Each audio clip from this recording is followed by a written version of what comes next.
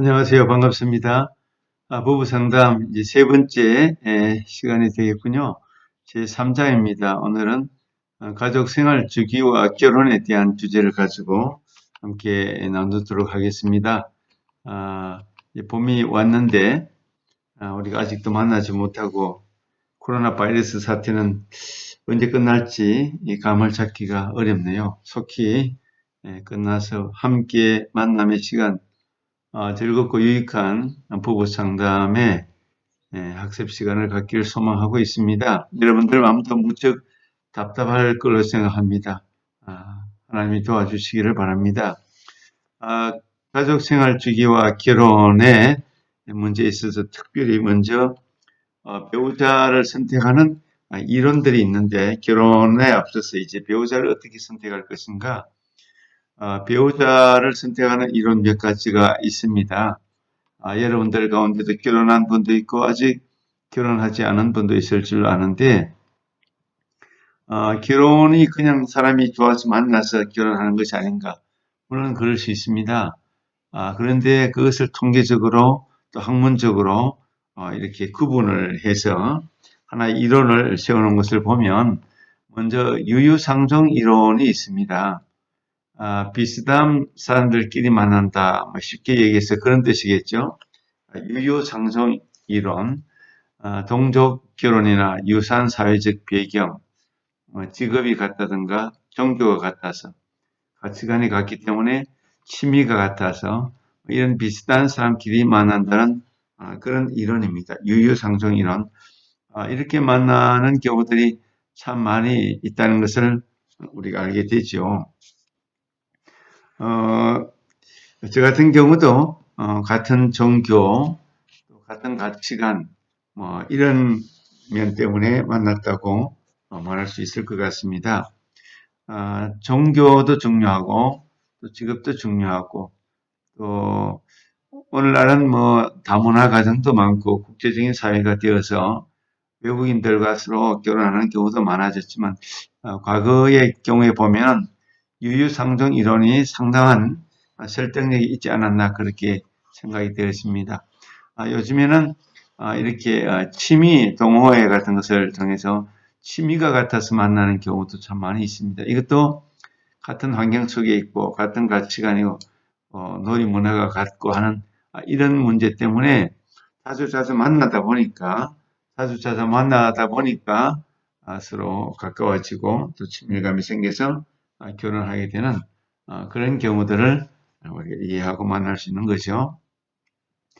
또 하나는 극단 스노 이론이라는 것이 있습니다.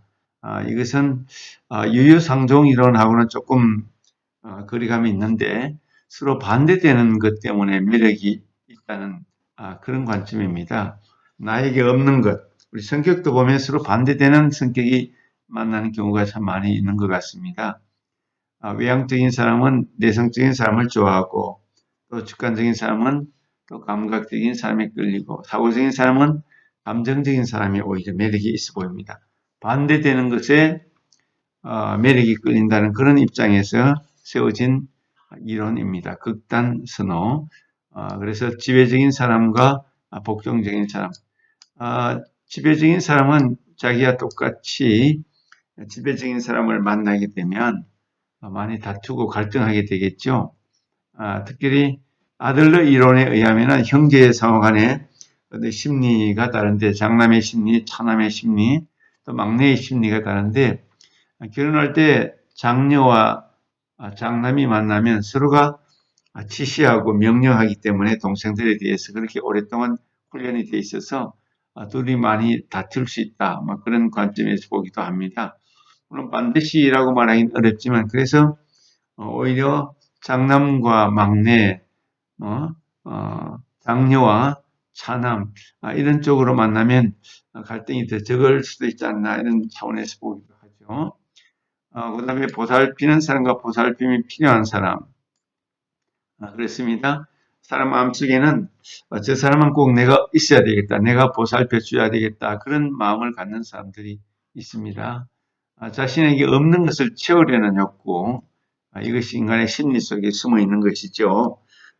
내게 없는 것을 상대방이 갖고 있을 때 그것이 좋아 보이고 그것이 선호도가 되고 나에게 부족을 채워주는 것처럼 어떤 보상 심리가 작용하기도 하는 것입니다. 이런 극단 선호 이론이 있는 반면에 또 하나 필터 이론이 있습니다. 이 필터 이론이라는 것은 어떤 깔때기처럼 몇 가지 과정을 통과해야 된다는 거죠. 이것도 같아야 되고 저것도 같아야 되고 저것도 같아야 된다. 어떠한 필터를 통과해야만 된다는 그런 관점에서 보는 이론입니다. 나는 외국인하고는 결혼할 수 없다. 이것도 하나의 필터를 통과돼야 돼. 나는 외국인은 낯설어서 안 되겠다. 또 동질감, 뭐 보완적인 필요사항들, 어떤 사람들 가운데는 그렇게 말하는 사람이 있습니다. 인물은 이 정도는 돼야 되고, 키는 이 정도는 돼야 되고, 또 직업은 이런 거여야 되고, 적어도 자기가 세운 기준이 있는 것이죠. 그것이 기준이고 통과해야 할 하나의 필터라고 볼 수가 있는데, 적어도 몇 가지 기준을 세워놓고, 이런 기준에 맞는 사람을 찾는 경우들이 사람마다 있게 마련이죠. 그래서 그 기준이 곧 필터라고 볼 수가 있습니다. 부부 간에는 이렇게 유유상종 이론이나 극단 선호 이론이나 필터 이론과 같이 어떤 단계를 통해서 만남을 가지고 연애를 하고 결혼을 해도 여러 가지 갈등이 생기고 문제가 발생하면서 또 이렇게 나중에 여러 가지 심각한 문제 상황에 빠질 수도 있는 것이 인간입니다. 그래서 우리는 부부 싸움을 할 때 솔직한 감정을 잘 표현하고 상대방의 말을 잘 들어주고 또 침착함을 잃지 않고 그렇게 친구처럼 그렇게 감정을 깊이 상하지 않도록 만들어주는 그런 관계로 나아가는 것이 무엇보다도 중요하다고 할 수가 있을 것입니다.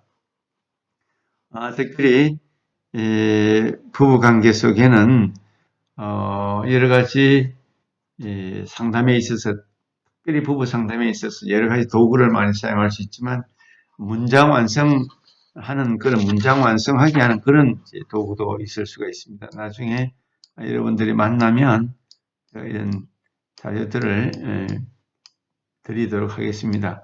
문장 완성하기 이런 것을 우리가 생각해 볼 수 있는데 일반 개인 상담에도 문장 완성하기 같은 것이 있다는 것을 알고 있죠. 문장 완성하기인데 문장 완성하기가 빠졌네. 문장 완성하기. 나는 이렇게 할 수 있으면 좋겠다. 나는 화가 났을 때 이렇게 한다. 나는 사랑을 몸으로써 표현한다. 나는 내 배우자가 이런 사람이 되었으면 좋겠다.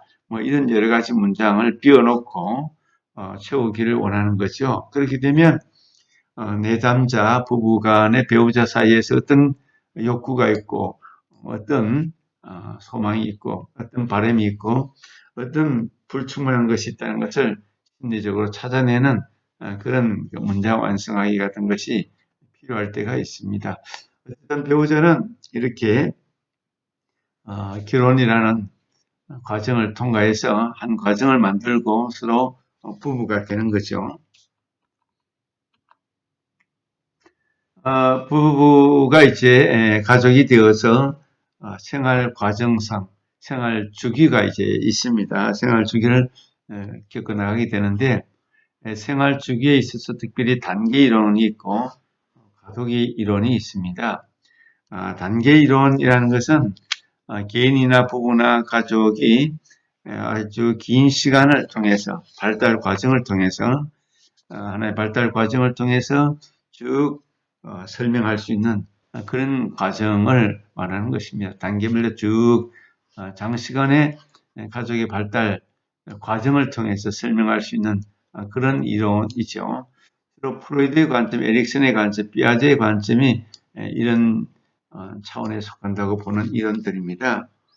단계 이론은 개인도 태어나서 이제 0세에서 1세, 1세에서 3세에서 5세 쭉 이어가면서 에릭슨 같은 경우도 이제 제일 어린 시절 0세에서 1세까지를 신뢰와 불신의 단계로 그렇게 보고 있고, 노인기까지 쭉 이어지면서 단계별로 한 인간, 부부도 이런 단계별로 볼 수 있다는 것이죠. 부부가 처음 탄생하고 가정이 만들어지고 신혼기가 있고, 그 다음에 이제 쭉 이어가면서 이제 첫 아이, 둘째 아이 완성 가족, 이제 아이들의 아동기 쭉 이렇게 이어가는 단계로 이해하는 그런 관점이 이제 단계 이론입니다. 단계 이론은 끊이지 않고 계속해서 이어지면서 가족 안에서 부부관계 안에서 일어나는 문제들을 직접적으로 살펴볼 수 있다는 그런 장점이 있습니다. 끊어지지 않고 계속적으로 그 가정 전체를 이해할 수 있는 그런 대상을 볼 수가 있습니다. 이에 비해서 과도기 이론이 있습니다. 과도기라는 게일 헤이가 주장한 그런 이론인데, 이 과도기 이론은 한 단계에서 다음 단계로 옮겨갈 때 어떤 문제가 발생하느냐, 그런 관점에서 보는 것입니다. 어떤 변화에 초점을 두고 보는 것이죠. 한 단계에서 다음 단계라고 얘기할 때 한 예를 들자면, 한 개인으로 볼 때는 우리 태내기에서 어머니 뱃속에서 출생은 완전히 다른 단계입니다. 뱃속에 있는 단계하고 이 땅에 태어난 단계는 전혀 차원이 다르죠. 한 개인이지만, 한 인간이지만 전혀 다른 단계입니다. 뿐만 아니라 사춘기 이전과 사춘기 단계는 상당히 차이가 심하죠. 또 성인 초기하고 중년기 단계가 달라질 때 그때 과제가 굉장히 많아지고 인생에 혼란이 생기고 문제가 많이 발생하는 그런 단계입니다. 마찬가지로 부부관계에도 단계별로 상당한 차이가, 또 과제가, 숙제가 크게 나타날 수 있습니다. 연애하는 단계하고 결혼 단계는 전혀 차원이 다릅니다. 연애할 때하고 또 결혼을 해서 함께 사는 것은 굉장한 차이가 있습니다. 또 신혼기 아이가 없을 때하고 이제 첫 아이가 탄생할 때하고는 엄청난 차이가 있습니다. 신혼기 때는 아주 부부 만족도가 상당히 높지만 첫 아이가 탄생하게 되면은 아내의 모든 에너지는 아이에게 가 있고 남편은 이제 관심 바뀌죠. 그렇기 때문에 이제 삼각관계가 심리적으로 만들어지는 단계가 되는 것입니다. 완전히 이 단계가 서로 다르겠죠. 뿐만 아니라 또 둘째 아이가 태어난다 하면 또 달라지고, 이제 그렇게 해서 아이들이 아동기가 되는 때가 되고, 이제 부모님이 서서히 중년기가 되는 때, 그리고 신혼 때하고 중년기는 또 상당한 단계별로 차이가 있습니다. 노년기까지 이렇게 쭉 이어오면서 과도기의 관점에서 보면 한 단계에서 다음 단계로 이어가는 가족 생활 주기, 부부 단계, 부부 생활 주기가 전혀 다르고 또 만족도에 있어서도 굉장한 차이가 있음을 우리가 알게 되는 것입니다. 그처럼 우리가 단계별로 일어나는 문제, 단계별로 만나는 과제를 잘 이해하면 그때그때 부부간에 일어날 수 있는 갈등, 그때그때 부부간에 만들어지는 여러 가지 문제 상황을 이해하고 또 그것을 해결할 수 있는 방안을 합리적으로 찾으면 부부 갈등이 훨씬 더 완화되고 줄어들 수 있다는 것을 우리가 생각해 볼 수가 있을 것입니다. 그 다음에 이제 가족 생활 주기와 만족도에 있어서 두 번째 주제로 결혼 생활의 단계를 듀발과 카트 맥걸들이 관점에서 보면은 듀발이 이제 8단계로 라이프 사이클, 패밀리 라이프 사이클을 8단계로 그렇게 봤습니다. 카트와 맥걸드릭은 6단계로 봤습니다. 서로의 물론 관점의 차이 때문에 좀 차이가 있습니다. 우리 듀발이 본 8단계는 말로 제가 표현해 보면 신혼 부부기가 있고 자녀 출산기가 있고 학령기 전 자녀기가 있고 초등학교 자녀기, 청소년 자녀기, 성인 자녀기, 중년기, 노년기 이렇게 8단계로 나누어지게 됩니다. 이에 비해서 카트와 맥콜드릭의 가족생활 중에는 6단계인데 이것은 결혼 전기, 그다음에 결혼 적응기, 자녀 아동기, 자녀 청소년기, 자녀 독립기, 노년기 이렇게 6단계로 나누고 있습니다. 물론 강조점에 따라서 조금 차이점이 있는데 우리 카트와 맥골드릭의 6단계에 대해서 관심을 가지고 좀 보면 먼저 결혼 전기는 자신의 정서적, 경제적 책임을 서로 수용하는 그런 단계라고 볼 수가 있고 원가족으로부터 결혼 전기니까 어떻게 분화할 것인가 또 친밀한 이성관계를 어떻게 발전해 나갈 것인가 이런 과제가 있다면 결혼 적응기에 들어서서는 새로운 체계, 부부라는 새로운 체계를 만들어서 부부 체계를 어떻게 견고하게 세워갈 것인가 또 친족들과 친구 관계를 결혼 전하고 결혼 후 어떻게 재정비할 친구를 끊는 것이 아니라 새롭게 세워나가는 거죠. 부부가 배울 때가 있기 때문에 부부관계를 새롭게 만드는 과정이 필요한 거죠. 그 다음에 이제 자녀 아동기가 되면 새로운 가족 구성원이 늘어났기 때문에 3인 가족 체계를 이해하고 받아들이고 가정 또 양육, 재정, 가사, 공동 참여 뭐 이런 숙제가 있게 되고 자녀 청소년기가 되면 가족 경제 융통성이 많이 이제 증가가 돼야 됩니다. 자녀가 커가기 때문에 자녀에게 힘을 부여하고 자율성을 허용하고 또 부모는 중년기가 되기 때문에 결혼이나 직업에 대해서 재조명해보는 그런 것이 필요합니다.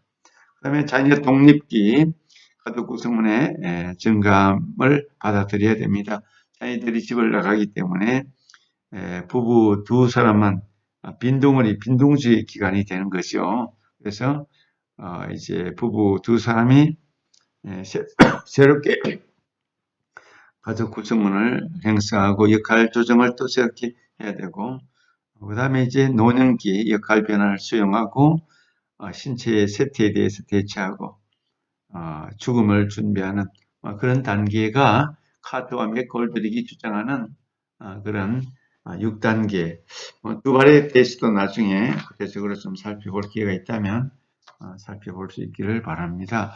가족생활 주기와 만족도가 또 달라집니다. 각 단계별로 만족도가 상당히 차이가 있는 것은 그때그때마다 긴장과 과제가 있기 때문입니다.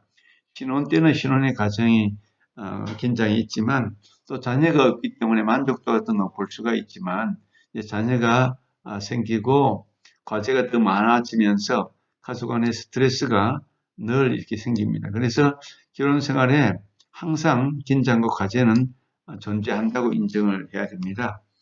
물론 사춘기 아이가 생기면 이제 사춘기 때는 더 많은 긴장과 갈등이 생길 수 있겠죠.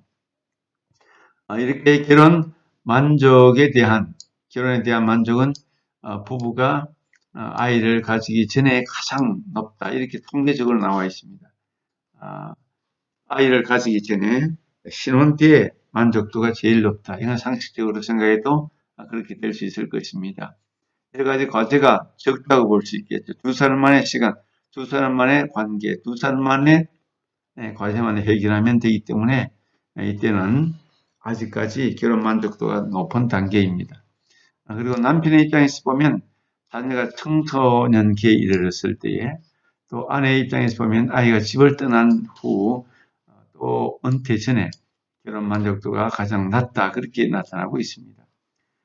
남자인 경우, 남편인 경우는 아이들이 청소년기에 도달하고 사춘기를 맞이하면 아빠의 권위에 도전하고 여러 가지 갈등을 많이 특히 남자아이가 있을 때는 갈등을 많이 겪게 됩니다. 물론 아내도 엄마도 문제는 많이 있지만 이때 가장 만족도가 낮은 반면에 아내 입장에서는 아이들이 이렇게 떠날 때 만족도가 아주 낮다 그렇게 보게 되는 것입니다.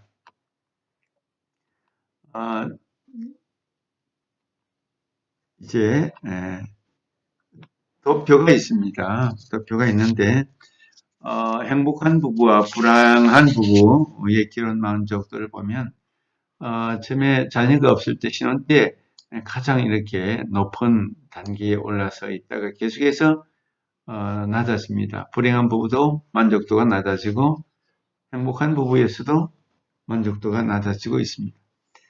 자녀가 미취학일 때, 취학할 때, 청소년기일 때, 또 자녀가 집을 떠날 때, 그러니까 주로 행복한 부부인 경우는 자녀가 집을 떠날 때, 자녀가 청소년기에 도달한 이 과정에 가장 낮아졌다가 이제 두 사람만이 있는 이 보금자리 빈둥지 기간, 이때 가장 이제 높아졌다가 다시 은퇴에 이르면서 조금씩 낮아지는 이것이 일반적인 행복한 부부의 그런 만족도의 스타일이라면 불행한 부부는 계속해서 늘 갈등과 문제가 있기 때문에 계속해서 불행한 그런 모습을 띠고 있는 것을 보게 됩니다. 또 하나의 도표도 결혼 만족에 있어서 아내와 남편의 비교입니다. 아내인 경우를 이렇게 보면은 둘 다 이제 자녀가 없을 때 가장 높죠. 그러다가 자녀가 집을 떠날 때 이때 가장 낮은 것으로 나타나고 남편은 자녀가 청소년기일 때 이때 가장 낮은 것으로 나타났다가 이제 그 다음 단계 쭉 부부 관계의 만족도가 높아져서 이렇게 똑같이 빈둥치 두 사람만이 있는 그 기간이 가장 다시 높아진다. 그렇게 통계상으로 나타나고 있는 것입니다. 그리고 이제 은퇴까지 쭉 조금씩 낮아지는 그런 경향성을 보이고 있습니다.